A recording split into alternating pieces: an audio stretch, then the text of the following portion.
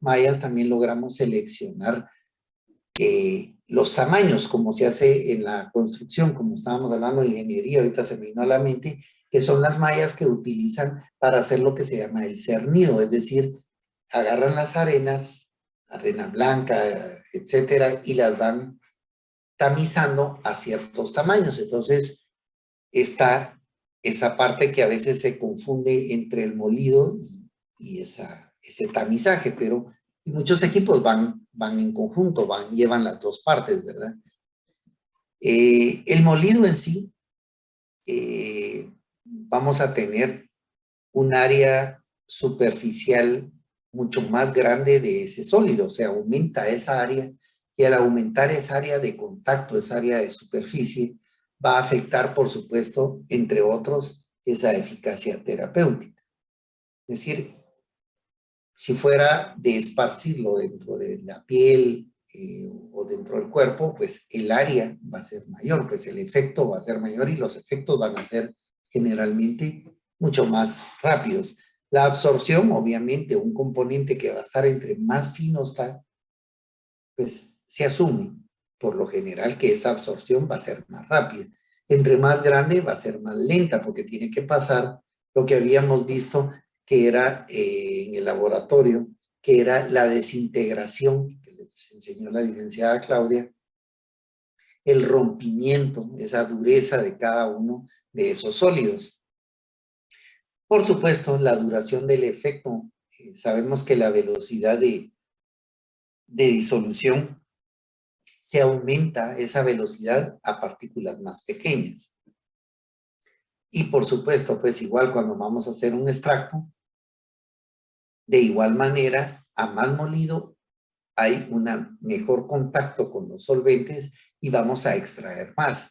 Voy a hablar aquí de cosas, bueno, a mí me gusta mucho el café, pues, pero el café, por ejemplo, si tenemos un café normal, hay un tamaño de molienda. Pero si queremos un café expreso, es decir, bien fuerte, recuérdense que el café expreso, la molienda es más fina, hace una partícula más fina. Si ustedes compran un café expreso y un café normal para percoladora, los miran y en teoría debería ser más pequeña la partícula del café expreso. ¿Por qué? Porque el nivel de contacto, el nivel de molido es mucho mayor y por ende el área superficial y demás, cuando extraemos, ese café va a ser mucho más fuerte. Va a ser un café fuerte, va a ser un café a veces hasta el color, va a ser un expreso, como lo dice el café expreso. Entonces, la velocidad, la temperatura y demás van a hacer esa extracción de un café de ese tipo premium. Por supuesto, ya habíamos hablado de secado, esa facilidad de secado también se da con una partícula más fina. A más molemos va a ser más fácil secarlo. Y por supuesto, la revología o flujo va a ser mejor, ¿verdad? Lo que estábamos hablando de ese medio litro que partimos a la mitad para tener un embudito de plástico, pues ese flujo que va a pasar ahí va a fluir. Y aprovechando que estoy hablando del café, si nosotros ponemos en ese embudo, en ese conito de ese doble litro que es imaginario o el que tenemos en el departamento, lo llenamos de café de partícula grande, si está seco, a la hora de abrirlo, empieza a fluir de manera bastante rápida. Si lo hacemos con un café más fino, que va a ser para un expreso, lo abrimos y como es tan fino, si tiene un poco de humedad, sale un poco y se queda pegado, porque la densidad de esas partículas no es tan alta y entonces hay que estar golpeando para que esté pasando. Todos esos fenómenos son los que nosotros necesitamos conocer de esa reología o flujo para ver cómo se va a comportar en nuestras llenadoras. Igual, si ustedes estuvieran trabajando en una empresa de alimentos y van a hacer cereales, necesitan hacer esas pruebas para garantizar en las máquinas ese flujo y van a tener esa exactitud de dosificación, van a llenar bolsas de 500 gramos, de 50 gramos, de la cantidad que quieran, van a tener esa cantidad estándar, no van a tener variaciones muy altas. Entonces todo eso se da parte en reología, que debería haber sido parte de la clase anterior, y lo que es el molido. Entonces, esas aplicaciones farmacéuticas de molido las vamos a tener en esa velocidad de disolución, que por supuesto más pequeño va a haber una mayor velocidad, y así también en el caso de muchos productos, por ejemplo la grisofulmina, cuando es muy fina, se administra la mitad de la dosis. Quiere decir que si está un poco más grueso o más grande la partícula, la dosis va a tener que ser un poquito mayor porque la absorción va a ser menor y puede hacer que se pierda en el trayecto. La duración de una inyección intramuscular de penicilina procaína, por ejemplo, puede ser controlada por ese tamaño de partículas. El tamaño de partículas usadas en los aerosoles, en el caso de inhalaciones, en esa posición y retención, también va a afectar, pues, obviamente, en el sistema broncopulmonar para que sea mucho más rápida, más eficiente y una mejor absorción. Todo eso, pues, es parte de lo que sería una molienda. Lo ideal, estos son dibujitos que pues, los hicimos ahí,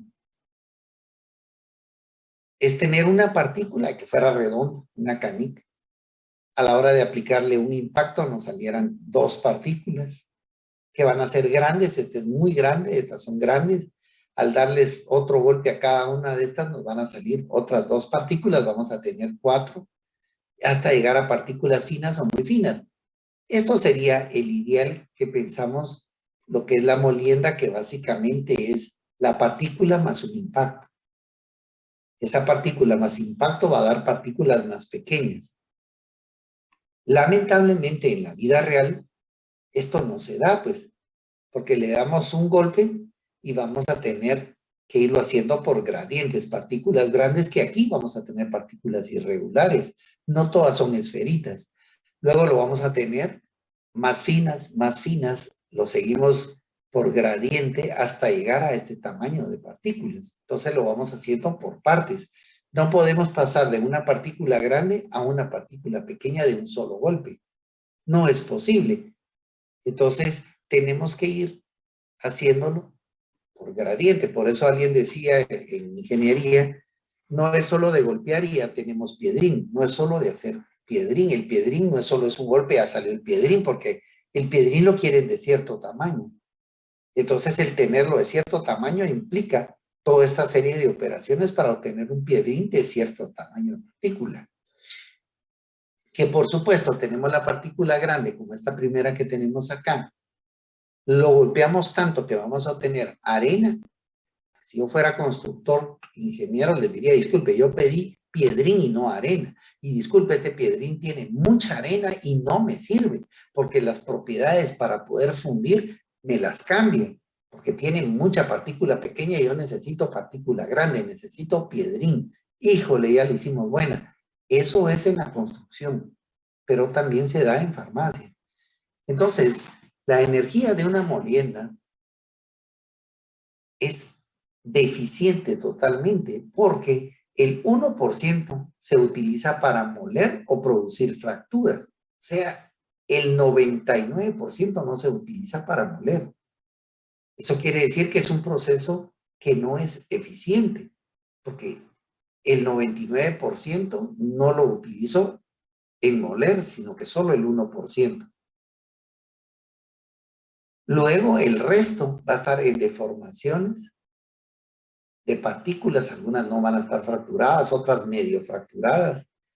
El hecho de transportar el material implica energía, implica fuerza, implica gasto energético.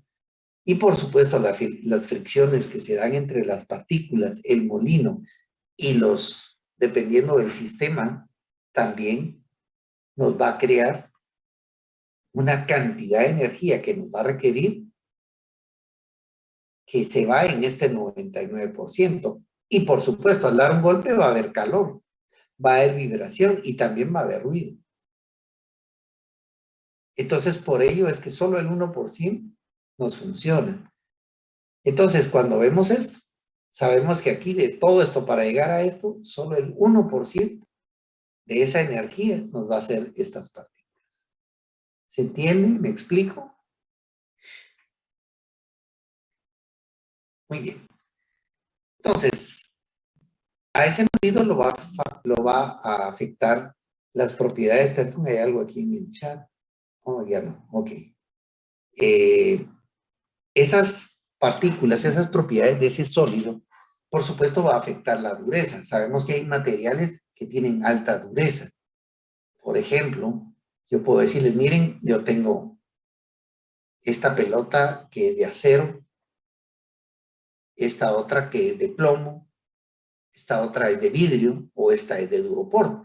Ambos son sólidos, pero cada uno de esos sólidos va a tener una dureza diferente. La de duropor la puedo partir hasta si le hago así, la puedo romper. La de acero no. La de vidrio la puedo tirar y se me va a hacer pedacitos o se me va a ir rajando.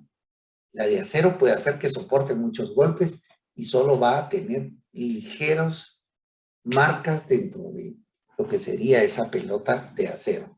Pero también hay materiales que son fibrosos. Hay otros que son frágiles. Hay unos que van a tener humedad. Hay unos que van a tener más fricción. Hay otros que nos van a afectar el punto de fusión porque como hay calor, en ese caso va a tener ese calor, puede hacer que nos afecta o nos funda nuestro material.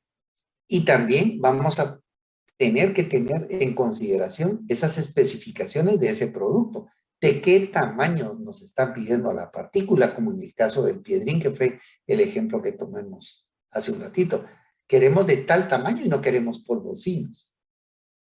O sea que todo eso tenemos que estudiarlo y conocerlo para hacer una buena molienda. No es solo de agarrar y ahí va y muelo y ya, listo. No, no, no. Alguien va a decir, bueno, ¿y esta humedad? Bueno, esta humedad, por ejemplo, en el caso de las tortillas, que es algo que sí lo conocemos, el maíz, ¿sí? Lo pasamos a un molino.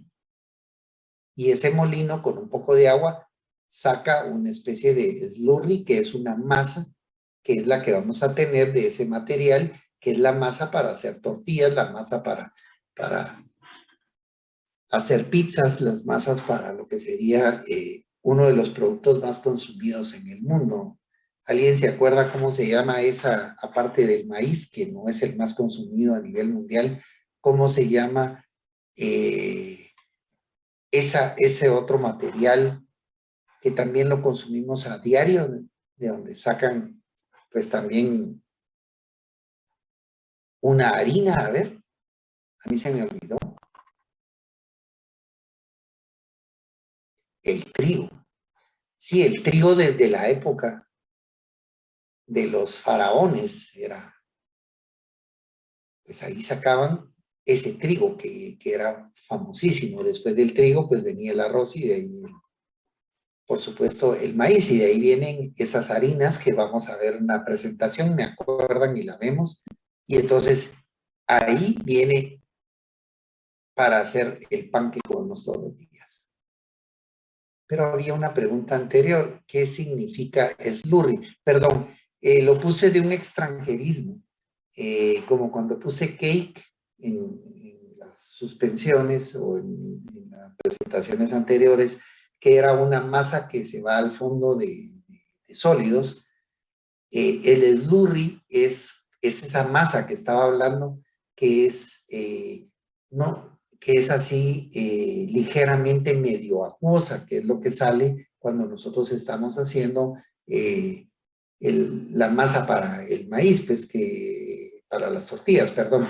Del maíz sacamos esa masa que es más o menos aguada, ¿no? Esa no es igual al de la pizza, porque la pizza es más dura, porque la de la masa de las tortillas no podemos darle vuelta y que se vaya estirando y poder sacar la masa, como hacen los que hacen pizza, que hacen algunos malabares ahí agradables que van lanzando la pizza, o los que hacen el fondant de los pasteles para forrar los pasteles. Ese ya no llega a slurry, que es una masa más suave, sino que llega a una masa un tanto más dura. Con eso contesto ahí las preguntas. Las durezas de los materiales van de 1 a 10, en este caso, pues tomando como referencia esta flecha, pues el calcio, el yeso, por ejemplo, serían materiales que clasificaríamos con una dureza de 1. De ahí nos vamos por la apatita, cuarzo, hasta llegar al diamante que tendría el número 10, pues en esta escala de estos materiales de dureza. El más duro va a ser el diamante. Pues hay materiales pues más duros, por supuesto, pero por ejemplo en el caso del diamante, agarramos un diamante y lo pasamos a un vidrio y lo rayamos. La dureza del vidrio es bastante fuerte, pues una botella soporta transportes y muchas cosas más, sin embargo, se raya con el diamante porque es más duro. Entonces, hay escalas donde tenemos materiales desde muy suaves hasta muy duros, pero todos, la mayor parte, pues están supuestos a poderse moler. Bueno, no quisiéramos moler un día contrario, tenemos un diamante y está con todas sus estrías perfectas, sus quilates y demás, pues eso no lo vamos a moler, pero cuando no son perfectos tratan de hacer diamantes más pequeños para niños y demás, pues, pero igual van los cortes, pero son cortes muy difíciles. Entonces, las estructuras de esos sólidos va a depender, pues ya habíamos hablado de que habían amorfos, cristalinos, habían lo que serían vegetales, que son básicamente mallas y demás que vamos a tener, pues fibras que son totalmente diferentes. Aquí tenemos algunos estructuras de algunos cristales, por ejemplo, estos son preciosísimos, pero aquí hay unos que son polimorfos que van a dar diferentes estructuras, algunos van a tener estalagmitas y todo lo que hemos visto a lo largo de nuestra biología y a lo largo de la cristalización de algunos materiales. Otros van a formar pues este tipo de estructuras y así pues vamos a tener algunas estructuras promedio cúbicas, hexagonales, cíclicas y bueno, amorfas, ¿verdad? Que vamos a tener dentro de los diferentes materiales. Que por supuesto, al someterlos a una conminución, vamos a tener materiales que van a ser elásticos, otros que se van a comportar como materiales plásticos y otros como materiales frágiles. Entonces, al aplicarles presión, pues en el caso de los elásticos, pueden deformarse sin dar mayores fracturas. Y entonces ahí ya tenemos un problema con ese material. Recobra su forma original o no logramos, si lo apachamos, no lo vamos a poder romper en pedazos. Es igual si tenemos un material vegetal, por eso mencioné que las fibras vamos a tener una especie de lazo. Aunque lo apachemos con un mortero, no vamos a lograr sacarlo o molerlo en partículas más pequeñas. Para eso, entonces, es una molienda que se llama de corte. Entonces, por eso agarramos, por ejemplo, voy a pensar en una partícula ya seca de hojas, etcétera, las cortamos y vamos cortando los materiales. Pero ¿qué estamos haciendo ahí? Es una molienda, es una conminución o disminución de ese tamaño, pero no lo podemos hacer por golpe, porque agarramos un montón de hojas y las estamos golpeando dentro de un mortero, no las estamos moliendo, las estamos apelmazando, las estamos uniendo, si quieren verlo así, pero no moliendo. Entonces ahí necesitamos usar otros tipos de molienda, que es por corte. Igual en el caso de elásticos, necesitamos ponerles obstáculos para irlos rompiendo en pedacitos, como un hule, ¿verdad? No lo logramos romper. Mas, sin embargo, hay pines que topa el hule, lo agarran los dos pines y lo va rompiendo en pedacitos. Y entonces ahí logramos disminuir ese tamaño de estos materiales elásticos. Otros son plásticos, que aunque les apliquemos presión, como los hules, ¿sí? Se reacomodan y no logramos fracturarlos. Entonces ahí hay algunos molinos donde necesitamos aumentarles, en muchos casos, velocidades o hacerlo mezclado con cortes y demás para lograr hacer partículas más pequeños. Y los materiales frágiles. Por ejemplo, alguien me va a decir, mire, fíjese que yo necesito talco. El talco lo conocemos todos porque nos echamos en las manos para hacer ejercicios y demás, pero hay piedras que son de talco bastante grandes.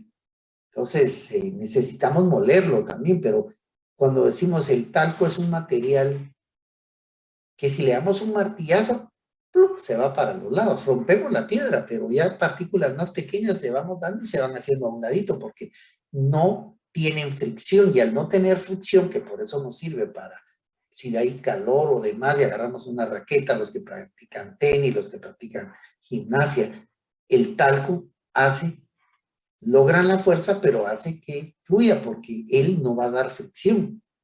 O sea, agarramos pensemos las ruedas de los gimnastas o las gimnastas que están en las vallas, dan vueltas. Pero si eso diera fricción, lo agarran y al dar vuelta la mano se les quedaría ahí pegada como que fuera un pegamento, no serviría. Pero esa fricción para moler también es un problema. ¿Con qué molemos eso si no presenta fricción para un golpe, para un tijeretazo, para un corte y demás?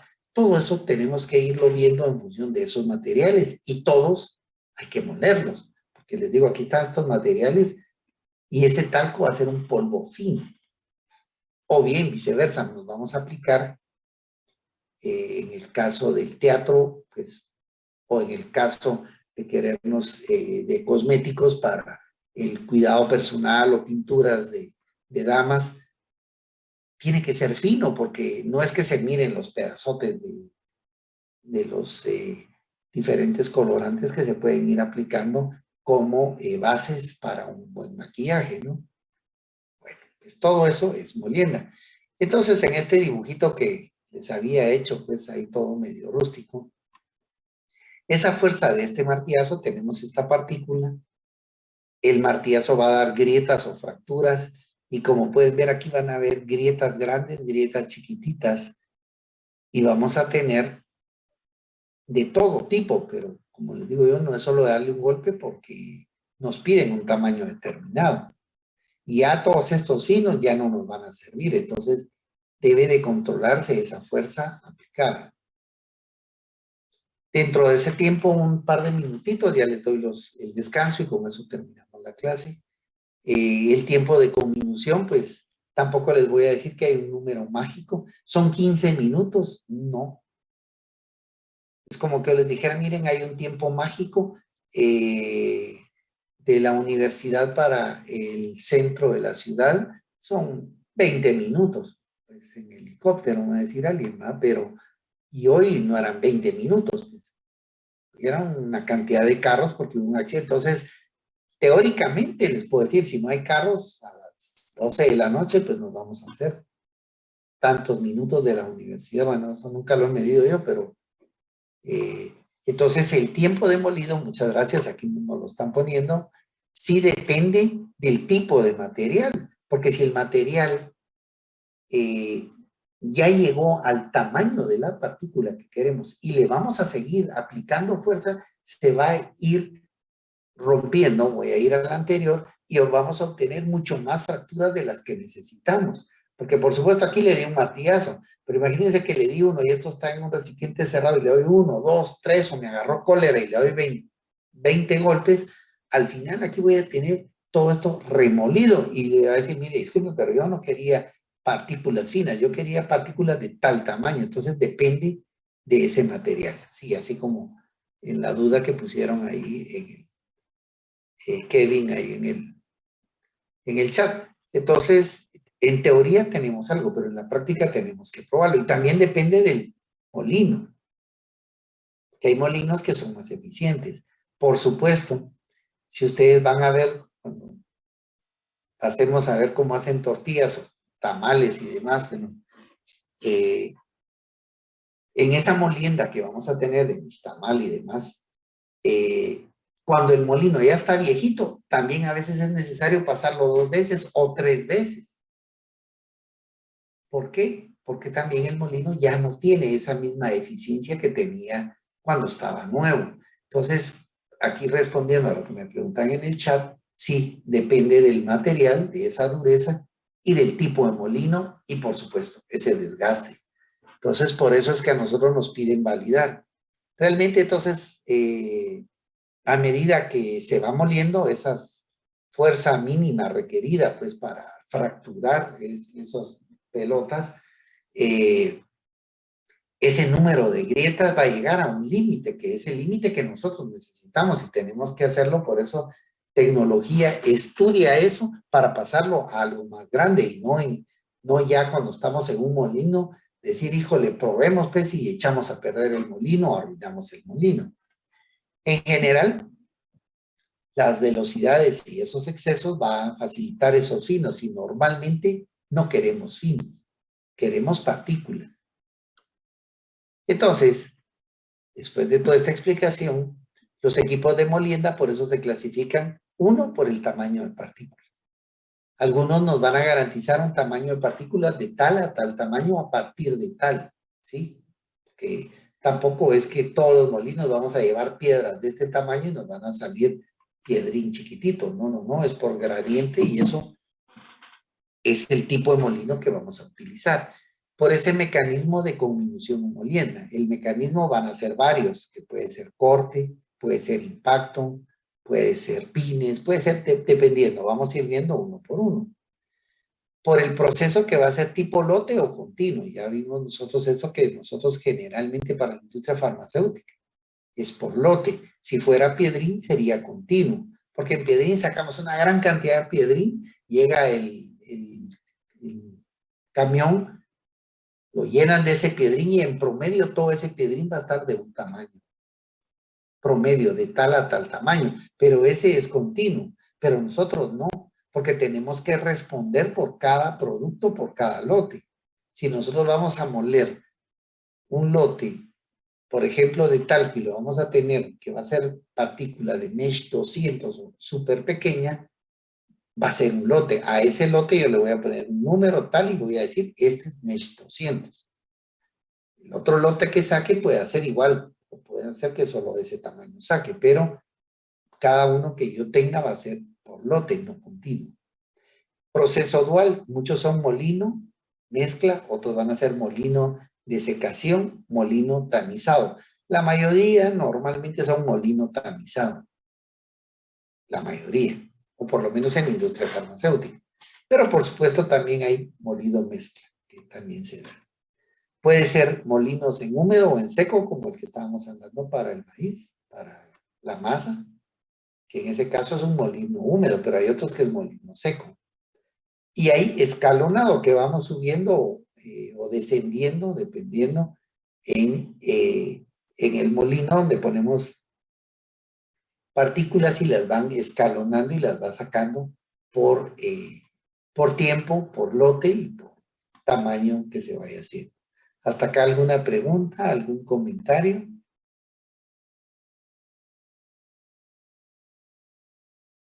No. Bueno, con esto terminamos. Entonces, clasificación de los equipos por el tamaño de partícula. Ordinarios, Mech 20, son 74 micrones o mayor. Intermedios, Mech 20 a 200, que son ya partículas 200, son muy pequeñas. Y finos, partículas finas muy pequeñas, Mech 200. Por eso mencioné yo el talco, que era Mech 200. Muy bien, hasta aquí dejamos entonces. Les quedan sus 10 minutos de descanso y nos vemos el día miércoles. Que tengan buena tarde. Gracias. Buena tarde.